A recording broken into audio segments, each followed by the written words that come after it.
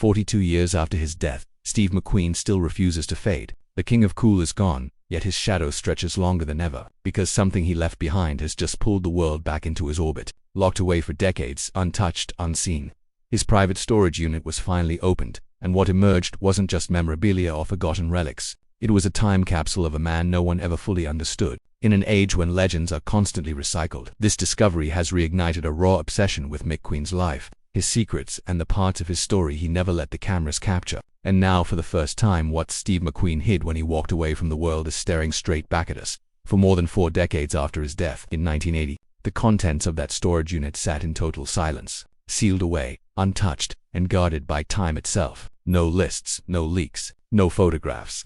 Just a locked door and a name powerful enough to keep curiosity alive for generations. It became one of those Hollywood myths people spoke about in hushed tones, a mystery everyone assumed would remain buried forever. Until now, when the door finally opened, the room went quiet. What was revealed wasn't a collection of dusty leftovers or forgotten props. It was something far more unsettling, personal, raw, the kind of discovery that forces you to rethink not just the legend, but the man beneath it. Because what Steve McQueen hid wasn't meant for the spotlight, and the timing of its reveal, decades later, is no accident. To understand why what was found matters so deeply, you have to go back to the beginning, long before Hollywood ever crowned him anything, before the nickname, before the fame, before the cool. Terrence Stephen McQueen was born on March 24, 1930, in a small Indiana hospital, and chaos surrounded him from the start. His mother, Julia Ann Crawford, was young, overwhelmed, and already slipping under the weight of her own struggles. His father, William McQueen, a reckless flying circus stunt pilot, disappeared almost immediately. By the time Steve was just 6 months old, the man who should have anchored his life was gone, leaving behind an absence that would quietly shape everything that followed.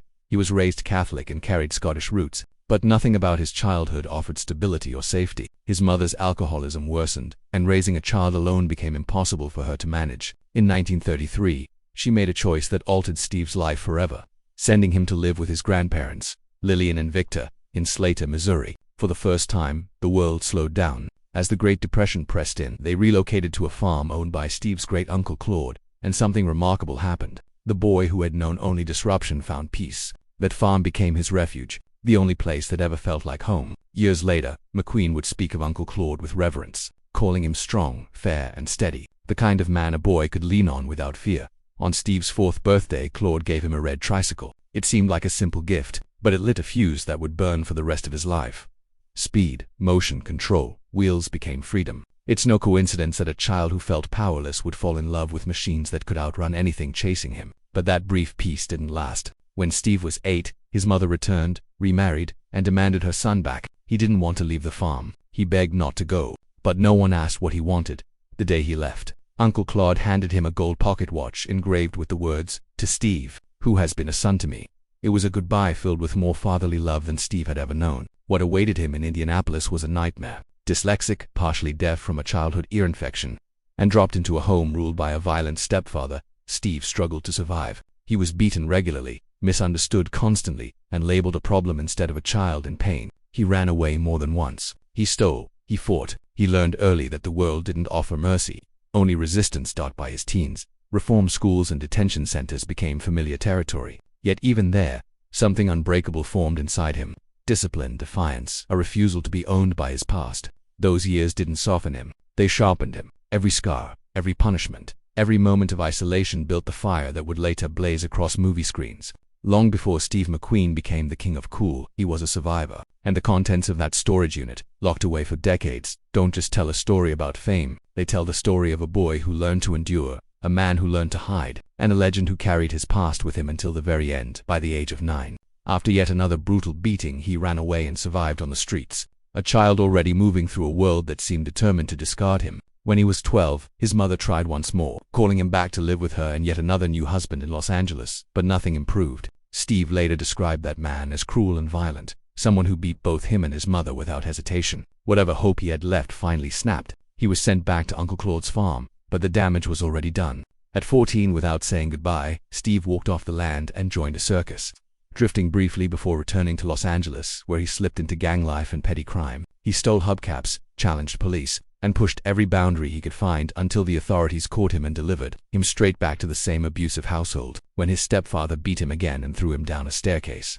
Steve looked up and issued a warning that carried the weight of everything he had endured. "Touch me again, and I will kill you." The response wasn't fear, it was paperwork. His stepfather convinced Steve's mother to sign a court order declaring him incorrigible, and just like that, Steve was shipped off to the California Junior Boys Republic in Chino Hills.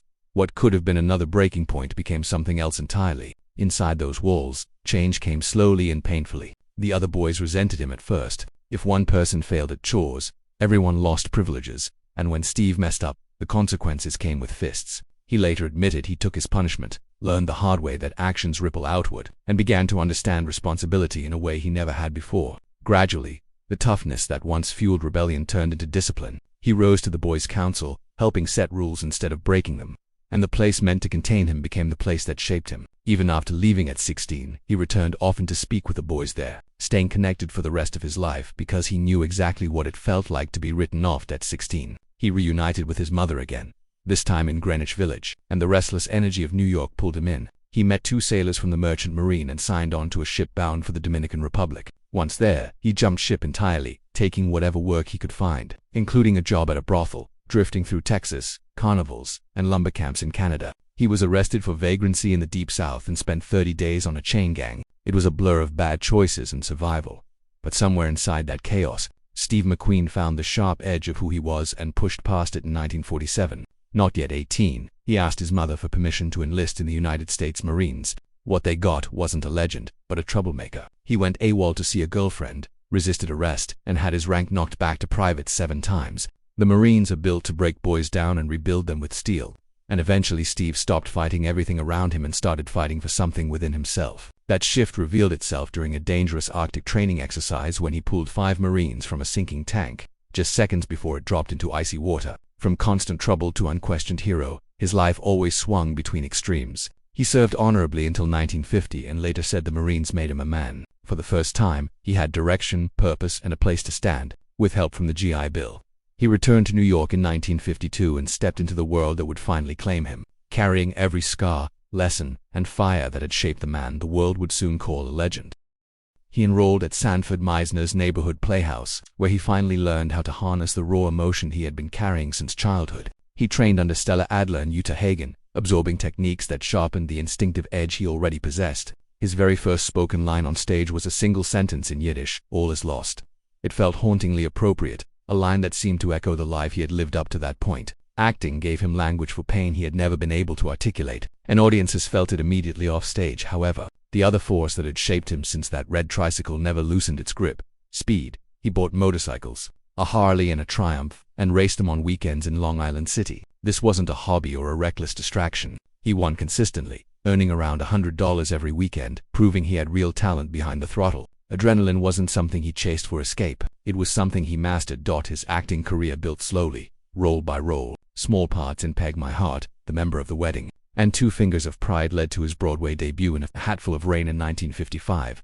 Hollywood eventually pulled him west, and he settled in Echo Park, chasing a dream he wasn't even sure he deserved. But Hollywood noticed him fast. A 2-part appearance on Studio One caught the attention of manager Hilly Elkins, who believed television was the perfect proving ground for him. Steve delivered. Somebody Up There Likes Me, The Blob, Never Love a Stranger, The Great St. Louis Bank Robbery. Each role moved him closer to the moment everything would change. Television made him a star. After appearances on Tales of Wells Fargo, he landed the role that transformed him into an icon. Bounty hunter Josh Randall on Wanted, Dead or Alive, the customized rifle holster hybrid known as the Mares leg turned him into the anti-hero audiences didn't even know they were waiting for. He brought danger, mystery, and a quiet intensity that felt completely new. Soon after, Frank Sinatra gave him a career-altering boost by casting him in Never So Few, replacing Sammy Davis Jr. From there, director John Sturges pulled him into The Magnificent Seven. McQueen didn't steal scenes with dialogue, he did it with presence, twirling shotgun shells, adjusting his hat, polishing his gun. It infuriated Yul Brynner, but electrified audiences. Steve had the one thing that couldn't be taught. Then came The Great Escape, the motorcycle, the chase, the leap. Even though Bud Eakins performed the actual jump, Steve McQueen became the face of one of the most iconic moments in film history. With that, the crown settled into place. He wasn't just an actor anymore. He was a phenomenon. But running parallel to the career that made him mythic was the other life he never allowed Hollywood to take from him. Racing on-road, off-road, dirt, track, he lived for engines. He raced minis in Britain, competed in the 12 Hours of Sebring with a cast on his foot, and poured himself into Le Mans. He raced under the name Harvey Mushman in off-road competitions, threw himself into Baja races, and even helped fund the legendary motorcycle documentary On Any Sunday. Speed wasn't a side passion, it was part of his identity. By the early 1970s, he wasn't just a movie star, he was an American symbol of rebellion, danger, grit, and effortless cool. And yet, every triumph traced back to the same roots: abandonment, hunger, bruises, survival. Steve McQueen didn't climb to the top, he fought for it, he bled for it, and he turned every scar into fuel. Steve McQueen didn't just dominate Hollywood, he reshaped it. In the 1960s and 1970s, he wasn't another leading man. He was a force, the kind of star who could stare down a camera and make it blink first. By the time he died, his net worth sat around $30 million, the modern equivalent of nearly $100 million. And every dollar had a story. His film paychecks were staggering. In the mid-1970s, he was the highest-paid actor in the world, when he earned $12 million for The Towering Inferno in 1974. That would equal roughly $66 million today. That wasn't success, that was dominance. And with that kind of money, McQueen didn't hesitate. In 1979, he and Barbara Mentee, the woman who would become his third wife, bought a 15.5-acre ranch in Santa Paula, California, a place that reflected exactly who he was at heart: private, rugged, mechanical, and free. A quiet stretch of land tucked about an hour and a half from Los Angeles. The ranch wasn't Hollywood flash or celebrity excess. It was private, grounded, and perfectly suited for a restless soul looking for space to breathe. Steve McQueen and Barbara Mentee married there in 1980 inside the living room, surrounded not by spectacle but by stillness. The property carried an intimacy few people ever saw, but it also held a surprise that spoke volumes about who McQueen really was. A 4,500-square-foot hangar. He filled it with the things that mattered most to him: cars, motorcycles, machines with stories. It helped that the Santa Paula airport sat close by, allowing him to keep his beloved Stearman Model 75 biplane just steps from home. This wasn't indulgence, it was identity. McQueen wasn't collecting toys, he was building a mechanical autobiography, one engine at a time. No one could have predicted just how valuable that collection would become after he was gone at the time of his death. McQueen owned roughly 130 motorcycles and dozens of extraordinary cars: Ferraris, Porsches, Jaguars, machines chosen not just for speed, but for soul, vehicles that mirrored his own myth. To the public he was a movie star, to collectors, he became something else entirely, the patron saint of petrol. Even decades later, his garage still shapes the collector market. The entire auctions revolve around his name. And the same question keeps resurfacing: how did one man assemble a collection that outshines entire museums? It all began with a 1946 Indian Chief. This was the bike that started everything, McQueen's gateway. By 1951, he had scraped together enough money to buy what he described as a battered cycle with a sidecar. He rode it proudly through town as if it were brand new. He loved that bike deeply. Others didn't. He once told the story of a girlfriend who gave him an ultimatum: the motorcycle or her. McQueen didn't pause. She walked. The Indian stayed. Years later, that same battered machine was fully restored, transformed from a rough memory into a living artifact. Today, it stands as one of the purest symbols of the obsession that defined him. If the Indian lit the fire, the Triumph fed it. In The Great Escape, McQueen appeared to be riding a German BMW, but the truth was far more fitting. It was a British Triumph TT Special 650 dressed up in disguise. He rode it so aggressively that the stunt riders chasing him couldn't keep up. McQueen stepped in and did their work himself, chasing himself on camera through clever editing. That wasn't ego, that was instinct. He understood machines at a level few ever will. When people talk about the greatest chase scenes in cinema history, they always come back to Bullitt. McQueen drove that Mustang through the streets of San Francisco until it physically came apart. Door handles flew off, shocks failed, the steering nearly gave out. 2 Mustangs were used in the film. Only one survived. Years later, McQueen tried to buy it back, but the private collector who owned it refused to sell. Some objects grow beyond their owners. This was one of them. Even his wardrobe became legend. The tweed jacket from Bullitt eventually surfaced at auction with estimates approaching $800,000. That's what nostalgia becomes when it's fused to myth. For racing purists, Le Mans is sacred. McQueen filmed it like a documentary disguised as a movie. Loud, brutal, unforgiving, the real. Porsche 917K from the film later ended up in Jerry Seinfeld's collection, but the production required more than one hero car, so replicas were built. Many were destroyed in crashes that looked terrifyingly real. Even the watch he wore in Le Mans took on a life of its own, the Hoover Monaco, one of just 6 used during filming. When it finally appeared at auction, it sold for a staggering $2.2 million. Timepieces, cars, bikes, everything he touched absorbed part of his aura. Yet among all the glamorous machines, the one that hits hardest is the simplest of them all. A Chevrolet pickup with a camper conversion. He bought it on impulse, the way he often did. No luxury, no flash. just freedom on four wheels. It was the kind of vehicle a man buys when he wants to disappear, not be admired. And in that quiet choice, more than any Ferrari or Porsche, you see the real Steve McQueen. But once the stories are laid side by side, a pattern becomes impossible to ignore. Steve McQueen's relationships were not built on mutual freedom. They were built on control. His rules were clear and deeply unbalanced. He believed he could do whatever he wanted, sleep with whoever he wanted, even prostitutes, without consequence. But the women in his life were expected to offer absolute loyalty, unquestioned devotion, and complete submission. Love, for him, often looked more like ownership. When Neil Adams became pregnant not long after the infamous gun incident, his paranoia escalated into something darker. He refused to believe the child was his. He interrogated her endlessly, accused her relentlessly, and pressured her emotionally and psychologically to have an abortion she did not want. The pressure became unbearable. Neil was so broken by the fear, the threats, and the constant suspicion that she fled from France to Britain just to go through with the procedure, alone. Years later, she wrote with devastating honesty that as much as she longed for another child, she simply could not survive both the abuse and a pregnancy at the same time. And Neil was not the only woman caught in that cycle. When McQueen met Ali McGrath on the set of The Getaway, their chemistry ignited instantly. Even though she was married at the time, she was already a global star, riding the massive success of Love Story. But once she married McQueen in 1973, the same pattern resurfaced. He restricted her career, banned her from romantic roles, and exerted control over her schedule, her movements, and her independence. What had begun as passion slowly became confinement. Ali later described their marriage as intoxicating and destructive at the same time. Love and chaos existed side by side. They battled addiction together. They cheated. They fought. The relationship consumed them both. In her memoir, she admitted that from the moment he entered her life, she felt obsessed, as if he had taken all the oxygen out of the room. She lived with the constant belief that he would eventually leave her. What haunted her most, years later, was that they never got the chance to sit down sober, older, and honest, to face the wreckage of what they had done to each other before he died at just 50. Ollie was careful with her words. She said she did not see herself as a victim, but she also admitted that some days were wonderful and others were ghastly. That contrast alone says everything. A relationship where joy and fear coexist is never truly safe.